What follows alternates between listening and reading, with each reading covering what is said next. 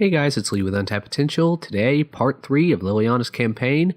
Your return to Dominaria is not as covert as you'd hoped. The wind stirs and you hear the beat of wings. You look up to see an angel descending in your path. Like you, she seems unwilling to alter her course.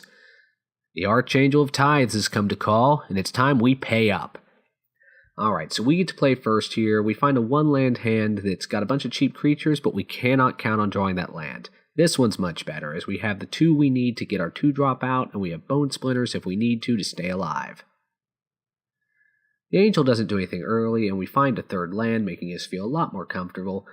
And we've got some new cards here, such as this one with Undying, which if it would die, it instead returns to the battlefield with a +1/+1 counter on it. We're gonna have a lot of fun with that, aren't we? We go ahead and reap our creature here to draw 2 more cards, and look, it's back! We didn't draw anything we can cast this turn, except Bone Splinters, but I'm really not too worried about a 2/2. I'm going to hold off for the big threats here. Angels tend to travel in numbers, and angels tend to be pretty big.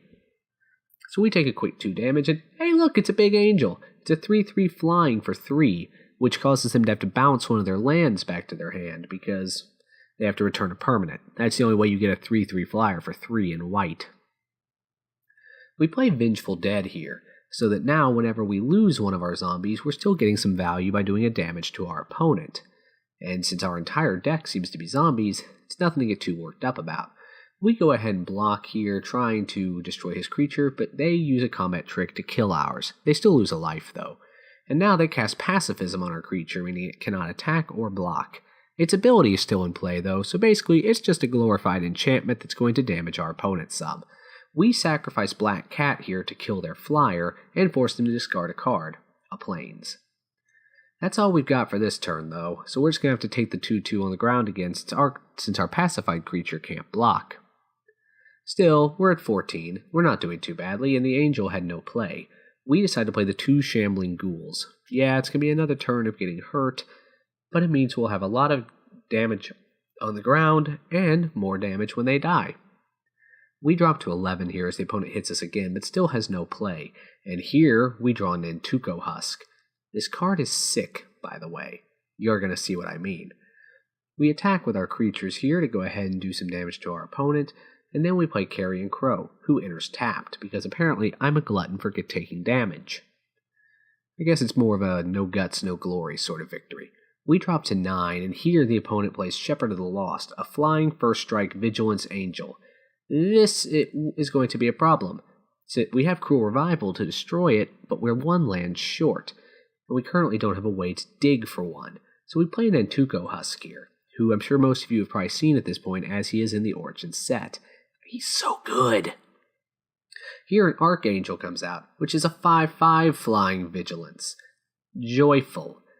The opponent decides to attack here with their 1 creature, and we decide not to block it with the Raven. If I sound surprised here, it's because I'm recording my conversation here the next day. Cruel Revival comes down, taking care of the 5/5, and we take the Undying Ghoul back from earlier.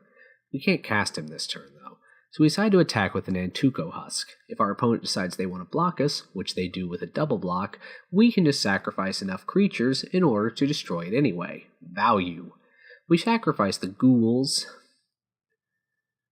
number 1, number 2, and we even sacrifice our pacified zombie, which, as it turns out, was more than we actually had to because I did the math wrong in my head. Maybe I was thinking I was worried about a combat trick, but our opponent was tapped out, so I freely admit I have no idea what I was thinking. We could have kept him around. I kept the Crow back, though, as a flying defender in case the angel dropped another friend, but they did not. We also now have enough mana for Corrupt, which will do a straight-up 6 damage to our opponent.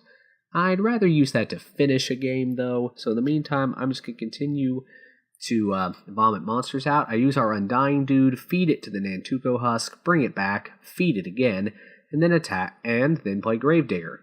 Because it was so much fun the first time, I take him back for more shenanigans next turn. I then use Nantuko Husk to eat the Gravedigger and attack for a quick 8 damage. Even if I sacrifice the Crow, I would not be able to get him for lethal, and again, I hold the Crow back in case our opponent has another big flyer.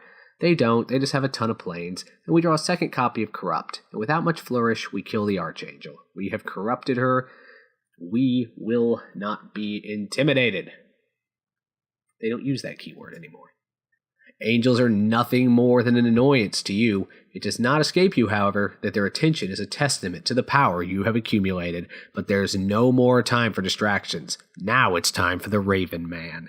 And that's where we're headed. We'll find him, and we'll find out what that business was with Josu. We'll have our vengeance. This has been Lee with Untapped Potential. Thanks for watching.